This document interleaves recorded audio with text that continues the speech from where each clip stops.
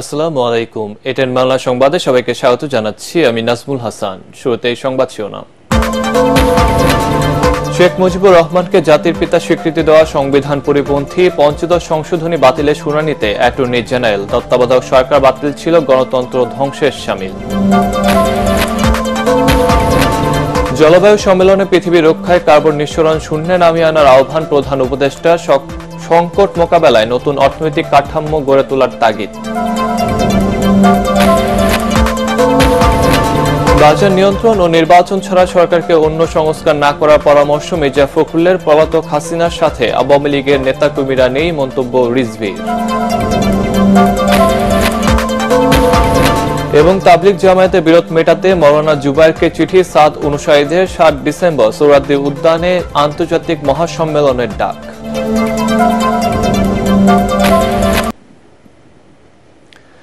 শুনছিলেন সংবাদ শিরোনাম, এবার বিস্তারিত। বেসরকারি বিশ্ববিদ্যালয় থেকে 2 জন ছাত্র প্রতিনিধিকে অন্তর্বর্তী সরকারের উপদেষ্টা নিয়োগের দাবি জানিয়েছে সম্মিলিত বেসরকারি বিশ্ববিদ্যালয় বৈষম্য বিরোধী ছাত্র আন্দোলন। বিকেলে জাতীয় প্রেস ক্লাবে সংবাদ সম্মেলন করে এ দাবি জানান তারা। অপরদিকে রংপুরে অন্তর্বর্তী সরকারের উত্তরাঞ্চল থেকে উপদেষ্টা নিয়োগ, আঞ্চলিক বৈষম্য দূর করা সহ 3 দফা দাবিতে মহাসড়ক অবরোধ করে বিক্ষোভ করেছে বৈষম্য বিরোধী আন্দোলনের ছাত্র জনতা। বিস্তারিত জানাচ্ছেন রাসনা দাস। বেসরকারি বিশ্ববিদ্যালয় থেকে 2 জন ছাত্র প্রতিনিধিকে অন্তর্বর্তী সরকারের উপদেষ্টা নিয়োগের দাবি জানিয়েছে সম্মিলিত বেসরকারি বিশ্ববিদ্যালয় বৈষম্য বিরোধী ছাত্র আন্দোলন। জাতীয় প্রেস ক্লাবে আয়োজিত সংবাদ সম্মেলনে 12 দফা দাবি তুলে ধরেন তারা। এ সময় তারা অভিযোগ করেন, গণঅভ্যুত্থানে বেসরকারি বিশ্ববিদ্যালয়ের শিক্ষার্থীরা সামনের কাতারে থাকলেও পরবর্তী সময়ে তাদের মূল্যায়ন করা হয়নি। এ সময় দেশের সার্বিক বিষয়ে অন্তর্বর্তী সরকার এবং উপদেষ্টারা ছাত্র প্রতিনিধিদের সাথে যোগাযোগ রক্ষা করতে ব্যর্থ হয়েছে বলেও মন্তব্য করেন তারা। জাতীয় সংকটে আমরা সব সময় সর্বদাই সেই 18 জুলাইয়ের স্পিরিটকে ধারণ করে নিজের জীবন দিতেও রাজপথে নেমে আসব, এতে কোনো সন্দেহ নেই। এবং বেসরকারি বিশ্ববিদ্যালয়ের শিক্ষার্থীরা রাষ্ট্রীয় সংস্কারের যেই কার্যক্রম চলছে তার সর্ব সেক্টরে অংশগ্রহণ নিশ্চিত করতে হবে। উপদেষ্টা মণ্ডলীতে আমাদের 2 জন উপদেষ্টা রাখতে হবে। শেখ মুজিবুর রহমানের অবদানকে অস্বীকারের উপায় নেই, কিন্তু সংবিধানে তাকে জাতির পিতা হিসেবে অন্তর্ভুক্ত করা সংবিধানের মূল কাঠামোর পরিপন্থী। সংবিধানের পঞ্চদশ সংশোধনী বাতিলের রুলের শুনানিতে অ্যাটর্নি জেনারেল আসাদুজ্জামান একথা বলেন। তিনি আরো বলেন, ওই সংশোধনী সরাসরি মুক্তিযুদ্ধের চেতনার পরিপন্থী। এর মাধ্যমে তত্ত্বাবধায়ক সরকার ব্যবস্থা বাতিল করে দেশের গণতন্ত্র ধ্বংস এবং সংবিধানের বুকে কুঠারাঘাত করা হয়েছে। আরো জানাচ্ছেন হুমায়ুন চিস্তি। 2011 সালের 30 জুন সংসদে পাশ হয় সংবিধানের পঞ্চদশ সংশোধনী।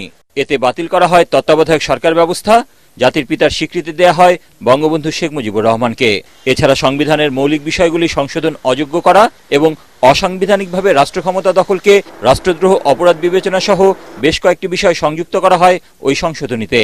পঞ্চদশ সংশোধনীর বৈধতা চ্যালেঞ্জ করে সম্প্রতি করা এক রিটের প্রেক্ষিতে রুল জারি করে হাইকোর্ট। বুধবার 5ম দিনের শুনানিতে রাষ্ট্রপক্ষ জানায়, একটি দলের ক্ষমতা দীর্ঘায়িত করতে ওই সংশোধনীর মাধ্যমে গণতন্ত্র ও মুক্তিযুদ্ধের চেতনাকে ধ্বংস করা হয়েছে।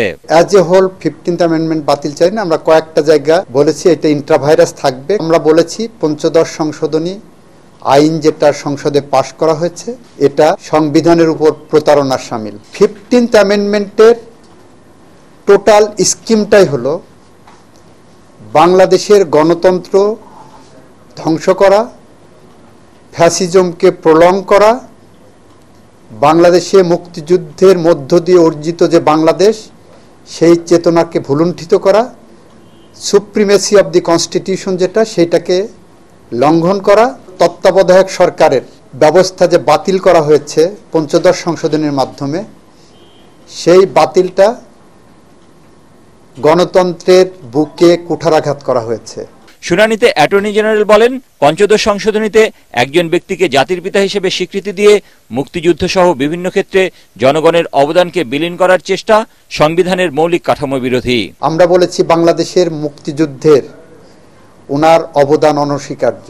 রাজনৈতিক নেতৃত্ব হিসাবে উনি অনেক উপরের মানুষ, কিন্তু একজন ব্যক্তি সবকিছু করেছেন, একজন ব্যক্তি সবকিছু, this is not the concept of our preamble of the constitution. জাতির পিতা একক শব্দটাই শোনা, রাজনৈতিকভাবে এটা ব্যবহার করার জন্য ওনারা যেভাবে করেছেন, ইভেন তার মুক্তিযুদ্ধে তার কৃতিত্বটাকেও ধ্বংস করার জন্য ওনারাই দায়ী, অন্য কেউ না। সংবিধানের মৌলিক বিষয়কে সংশোধনের অযোগ্য করা এবং সংবিধান সংশোধনে গণভোট ব্যবস্থা বাতিল করা কেন অসাংবিধানিক সে বিষয়ে যুক্তি তুলে ধরেন অ্যাটর্নি জেনারেল। সংবিধান সংশোধনের ক্ষেত্রে কথা বলার যে অধিকার, সেই অধিকারটা গণভোটের বিধান বিলোপ করে ওনারা কণ্ঠরুদ্ধ করেছেন।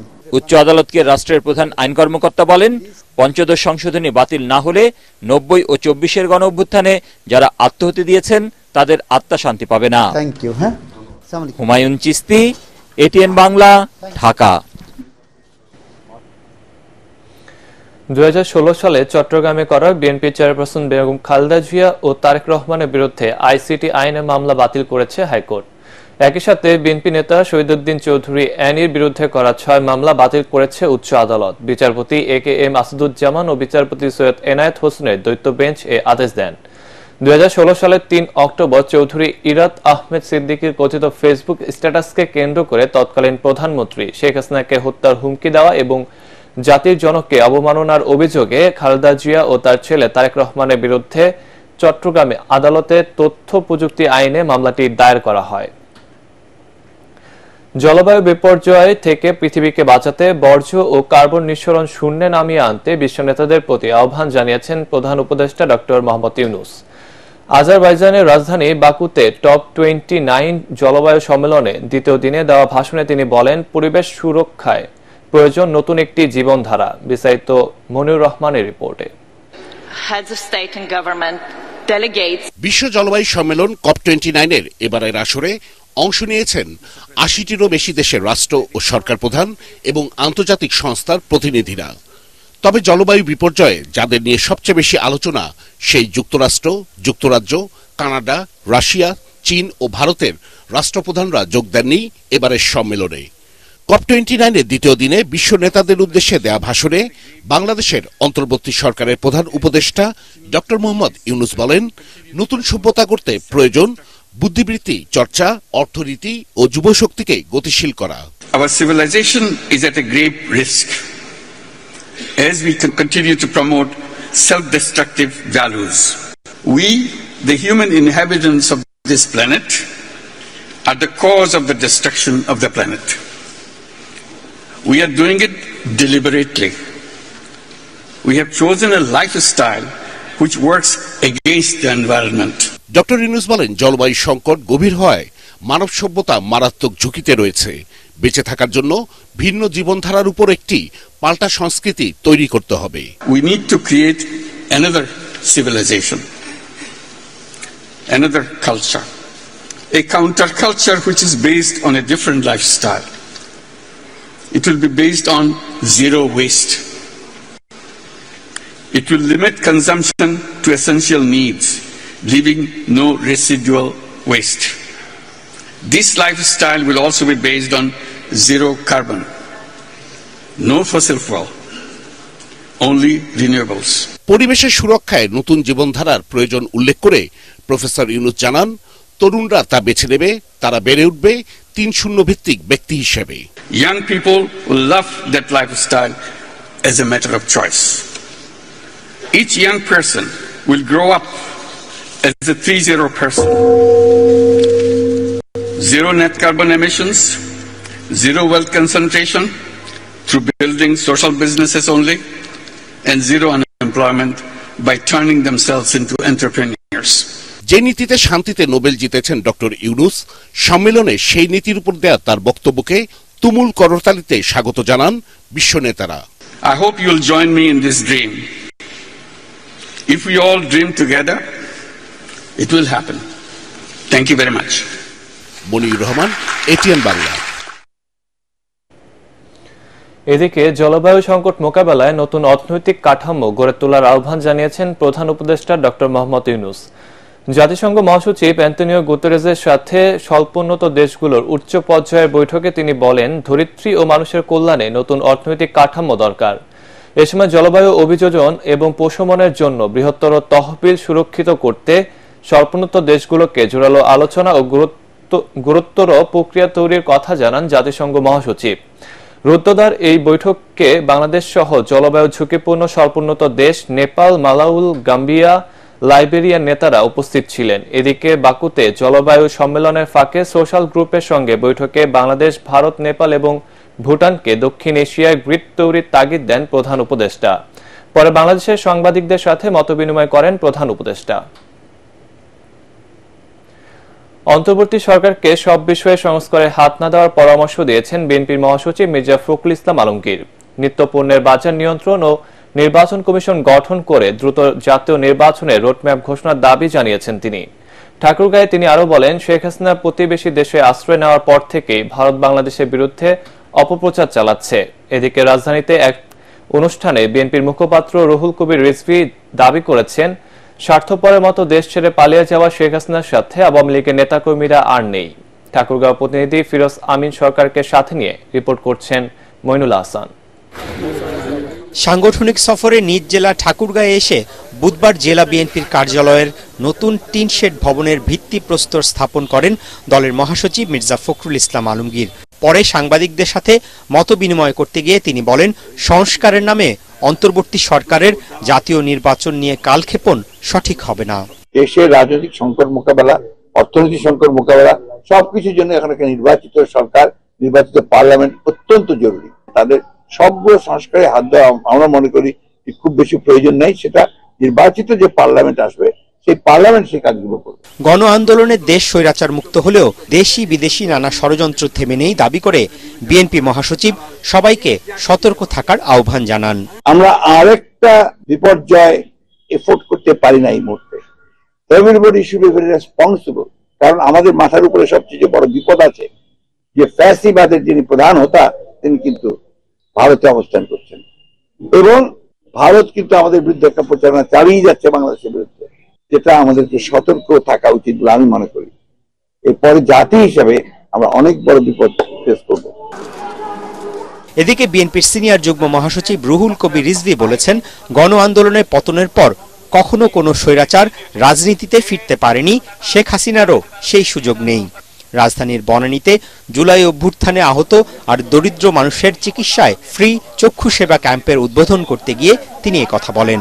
এবার তো আওয়ামী লীগের লোকরাও আপনার সাথে থাকবে না।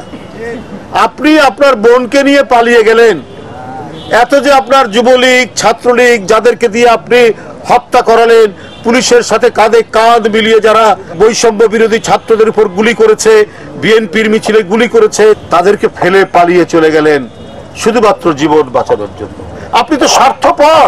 শেখ হাসিনা আপনার মতো রক্তপিপাসু এক নায়কের আর এই দেশে ক্ষমতা পুনরুদ্ধারের কোনো ক্ষমতা নেই। আমরা বিএনপি পরিবারের উদ্যোগে অনুষ্ঠানে বিএনপি নেতারা বলেন, জুলাই অভ্যুত্থানে হতাহতদের পরিবারের পাশে সবসময় থাকবে দল। মইনুল আহসান, এটিএন বাংলা, ঢাকা। ট্যাক্স কমিয়েও নিত্যপণ্যের দাম নিয়ন্ত্রণে না আসায় হতাশা প্রকাশ করেছেন অর্থ উপদেষ্টা ডক্টর সালেউদ্দিন আহমেদ। এজন্য আগের সরকারের বাজার বিশৃঙ্খলাকে দায়ী করছেন তিনি। মানুষের কষ্ট লাঘবে ব্যবস্থা নিতে সংশ্লিষ্টদের নির্দেশ দেন উপদেষ্টা। রাজধানীতে PKSSF দিবসের আলোচনায় অর্থ উপদেষ্টা আরো বলেন, অন্তর্বর্তী সরকার যে সংস্কার করবে তার দীর্ঘমেয়াদী সুফল পেতে পরবর্তী সময়ে নির্বাচিত সরকারকে সেই ধারা অব্যাহত রাখতে হবে। মাহবুব কবির চপলের রিপোর্ট। নিত্যপণ্যের আকাশ ছোঁয়া দামের কারণে আওয়ামী লীগ সরকারের উপর ক্ষুব্ধ ছিলেন সাধারণ মানুষ। তাদের পতনের পর অন্তর্বর্তী সরকার দায়িত্বে আসায় আশার আলো দেখেছিলেন দেশবাসী, কিন্তু সে প্রত্যাশা পূরণ না হওয়ায় মানুষের মাঝে হতাশার জন্ম নিচ্ছে। এখনও বাজার করতে নাভিশ্বাস উঠছে মধ্যম কিংবা নিম্ন আয়ের মানুষদের। শুধু আলুই কিনতে হচ্ছে চালের চেয়ে বেশি দাম দিয়ে। বিভিন্ন পণ্যে ট্যাক্স কমানোর পরও দাম কেন কমছে না তা ভাবিয়ে তুলেছে সরকারকে। এত রকম একটা বিশৃঙ্খলার সৃষ্টি হয়েছে এবং আমাদের তো এটা সামাল দিতে একটা বলে যে লোকজন একটু অধৈর্য। আমি কিছুদিন বাণিজ্য মন্ত্রণালয়ে ছিলাম, অজস্র গালাগাল করতো আমাকে, ডিমের দাম কমছে না, পেঁয়াজের দাম কমছে না, অথচ এই সব ডিউটি আমরা কমিয়ে দিলাম, তাই না? দাম কমে না। আমি সেটা চিফ অ্যাডভাইজারকে বলে, দেখেন খালি বাণিজ্য মন্ত্রণালয়ের কাজ না, দ্রব্যমূল্য বিষয় অনেকগুলো ফ্যাক্টর আছে, কিন্তু লোকদের আমি দোষ দিই না, অধৈর্য হবে, ওদের কষ্ট করে 500 টাকা করে নিয়ে গেল, 2 মুঠা সে পেলো, তার স্যাটিসফ্যাকশন হয়। তো আমরা চেষ্টা করছি এমন গভীর ক্ষত কিন্তু আমরা দেখি না। যাই হোক, এটা আমি অর্থ তো আমরা দেখতে পাচ্ছি, দিন দিন আমরা টের পাচ্ছি, যারা আমাদের সহকর্মী আছে তারাও টের পাচ্ছেন। তিনি বলেন, মানুষ যাতে এই সরকারকে মনে রাখে সেসব সংস্কারে হাত দেয়া হয়েছে। দীর্ঘমেয়াদে সুফল পেতে পরবর্তী সরকারকেও এই ধারা অব্যাহত রাখতে হবে। আমরা সংস্কার করতে চেষ্টা করছি, সংস্কার আগেও বলেছি, কিন্তু শর্ট টার্ম থেকে আমরা করবো, মিড টার্ম, লং টার্ম বলে পলিটিক্যাল সে করবে। কিন্তু আমি ওদের বলেছি, পছন্দ করি অনেক পলিটিশিয়ান, যে আমরা যেগুলো করছি ব্যাংক সেক্টরে, আমরা একটা ফুটপ্রিন্ট রেখে যাবো, যে অ্যাটলিস্ট এইটার উপর যে আপনি হাঁটবেন। ভারতে ইলিশ রপ্তানির অনুমতি কেন দেয়া হয়েছিল এতদিন পর, তাও জানান অর্থ উপদেষ্টা। আমার ছোট ভাই মাঝে মাঝে ইলিশ মাছ দিয়ে দিলেন, আপনার গালিতে আপনার ভরে গেছে। আমি বললাম এটা তো 0.5% না। উনি আমাকে বললেন যে good decision, I am glad, Salauddin thank you. এটা তো আমি বাইরে আবার বলি না যে প্রধান উপদেষ্টা আমাকে ধরুন, আমি বলছি হ্যাঁ এটা আমার দোষ, গালিগালাজ তো জানো। মাহবুব কবির চপল, ATN বাংলা, ঢাকা। আপনার নাম? তাবলিগ জামায়াতে চলমান বিরোধ নিরসনে মাওলানা জুবায়েরকে খোলা চিঠি দিয়েছে মাওলানা সাদের অনুসারীরা। জাতীয় প্রেস ক্লাবে সংবাদ সম্মেলনে তাদের আশঙ্কা, 15 নভেম্বর কাকরাইল মসজিদে সংঘাত বাঁধাতে পারেন জুবায়েরপন্থীরা। টঙ্গীতে নিজামুদ্দিন মার্কাজের অনুসারীদের প্রথম পর্বে ইজতেমা করতে দেওয়া সহ 7 দফা দাবি তুলে ধরেন তারা। আগামী 7 ডিসেম্বর সোহরাওয়ার্দী উদ্যানে আন্তর্জাতিক মহাসম্মেলনের ঘোষণাও দেন তাবলিগ জামায়াতের সাতপন্থীরা। আরো জানাচ্ছেন মুশফিকুর রহমান। সোহরাওয়ার্দী উদ্যানে 5 নভেম্বর সমাবেশে তাবলিগের জুবায়েরপন্থীরা বলেন, বাংলাদেশের ইজতেমা একবারই হবে, 2 বার নয়। টঙ্গীতে ইজতেমার মাঠ ও ঢাকার কাকরাইল মসজিদে তাবলিগ জামাতের দিল্লির মাওলানা সাতপন্থীদের আর ঢুকতে না দেওয়ার হুঁশিয়ারিতে তাবলিগের 2 পক্ষের বিরোধ নতুন করে আবারও সামনে আসে। চলমান দ্বন্দ্বের নিরসনে মাওলানা জুবায়েরকে খোলা চিঠি দিয়েছেন বাংলাদেশের সাতপন্থীরা। 2018 সালে তাবলিগের বিভক্তির পর কাকরাইল মসজিদে 2 পক্ষের অবস্থান নিয়ে এতদিন যে নিয়ম চলে আসছে তা ভেঙে জবরদখল করলে তার পরিণাম ভালো হবে না বলেও হুঁশিয়ারি দেন তারা। কাকরাইল মসজিদ নিজ দখলে রাখার সিদ্ধান্ত নিয়ে দেশকে কঠিন সংঘর্ষের দিকে ঠেলে দিচ্ছে। মাদ্রাসার ছাত্র, উলামায়ে কেরাম এনাদেরকে জড়ো করে আরেকটি 1 ডিসেম্বর তৈরি করতে চাচ্ছেন। 15 তারিখ যদি আপনি কাকরাইল মার্কাজ দখলে রাখার চেষ্টা করেন আর এতে জান ও মালের কোনো রকম ক্ষয়ক্ষতি হয়, দেশের প্রচলিত আইনে অবশ্যই তার সম্পূর্ণ দায়ভার আপনাকেই বহন করতে হবে। এ সময় টঙ্গীর ইজতেমার প্রথম পর্বে সাতপন্থীদের অগ্রাধিকার দেয়া, কাকরাইল মার্কাজ সম্পূর্ণভাবে নিজামুদ্দিনের অনুসারীদের হাতে বুঝিয়ে দেয়া সহ 7 দফা দাবি তুলে ধরেন মাওলানা সাদের অনুসারীরা। বিগত সরকার যে বৈষম্যমূলক আচরণ করেছে, বর্তমান বৈষম্য বিরোধী বাংলাদেশ সরকার সেই বৈষম্য দূর করবে এবং তার প্রথম পর্বে আমাদেরকে ইজতেমা করার সুযোগ দিবে। মাওলানা সাদ কান্দলবির মতো বিশ্ববরেণ্য একজন আলেমকে বাংলাদেশ ইজতেমায় তার উপস্থিতি নিশ্চিত করবেন, এটা আমরা সরকারের কাছে দাবি জানাচ্ছি। এছাড়া তাবলিগকে আর বিতর্কিত না করে একে অপরের দিনের মেহনত ও ইজতেমায় বাধা দেয়া থেকে বিরত থাকার আহ্বান জানান মুসল্লিরা। মসজিদে তাবলীগ করতে কেউ কাউকে বাধা দেবে না। মুশফিকুর রহমান, ATN বাংলা, ঢাকা। শুরু হতে যাচ্ছে নতুন চলচ্চিত্র বউয়ের নির্মাণ কাজ। রাজধানীর FDCর 8 নম্বর ফ্লোরে KA নিলয় পরিচালিত এই চলচ্চিত্রের নির্মাণ কাজের সূচনা অনুষ্ঠানের আয়োজন করা হয়। রোজা গ্রুপ নিবেদিত এবং সাইমন তারিক টিম প্রযোজিত এই সিনেমাটি শুটিং শুরু হবে আগামী 7 ডিসেম্বর থেকে। সিনেমার প্রথম 2টি চরিত্রে অভিনয় করবেন চিত্রনায়িকা ববি ও চিত্রনায়ক ডিএ তায়েব। এ সময় এ চলচ্চিত্রের অন্যান্য কলাকৌশলীরা উপস্থিত ছিলেন। চলচ্চিত্র শিল্পী সমিতির সিনিয়র সহসভাপতি ও সিনেমাটির নায়ক ডিএ তায়েব জানান, ভিন্নধর্মী এই সিনেমার মধ্য দিয়ে বাস্তব জীবনে একজন বউ ও তার স্বামীর সামাজিক অবস্থার গল্প বলা হয়েছে। সিনেমাটি ব্যবসা সফল হবে বলেও আশা করেন চিত্রনায়ক ডিএ তায়েব। সংসার দেখেছি, আমার খালাদের সংসার দেখেছি। একটা বউ নতুন আসার পরে তার যে প্রতিবন্ধকতা হয়, প্রতিবন্ধক সে কত বিপদে পড়ে এই মুভিতে দেখানো হয়েছে। হাজব্যান্ড যদি ভালো হয়, বউকে তার জায়গাটা তৈরি করে দেয় সংসারে এবং সংসারের সবাইকে ঠিক রেখে, আমার ক্যারেক্টার তাই।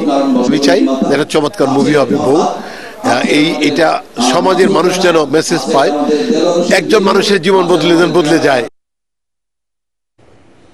এবার পার্টেক্স খেলার খবর।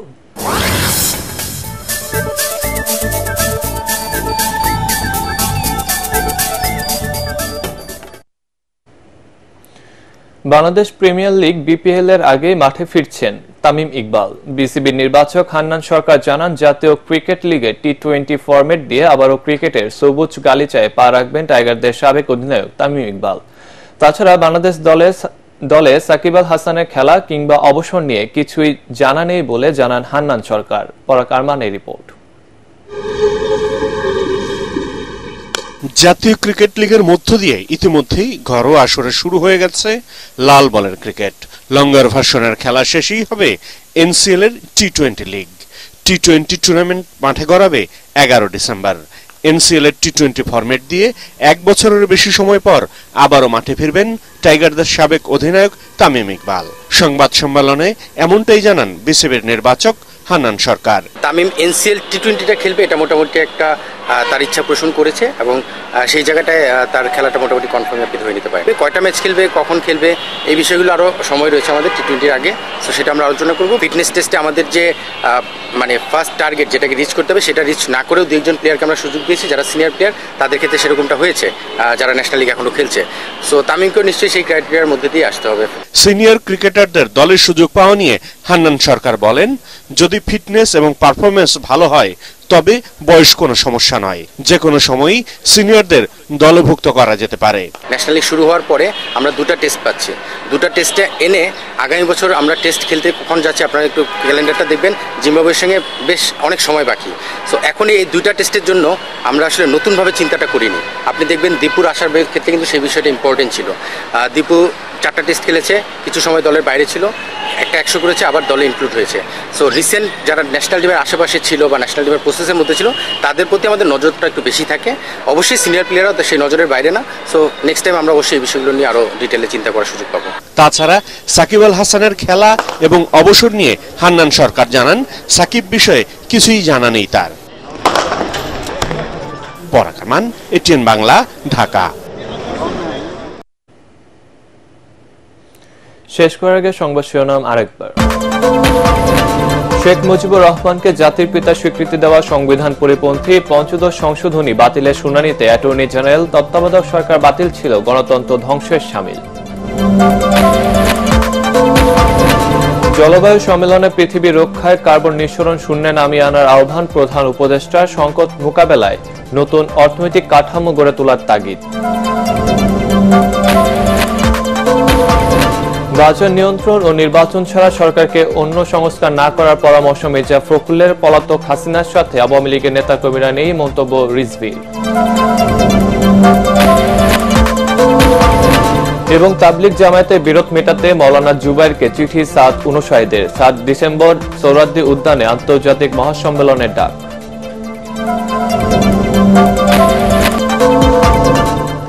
দর্শক, পরবর্তী সংবাদ দেখার আমন্ত্রণ জানিয়ে এখনকার মতো শেষ করছি। এটিএন বাংলা সংবাদ ইউটিউবে দেখতে ব্রাউজ করুন youtube/ATN বাংলা নিউজ।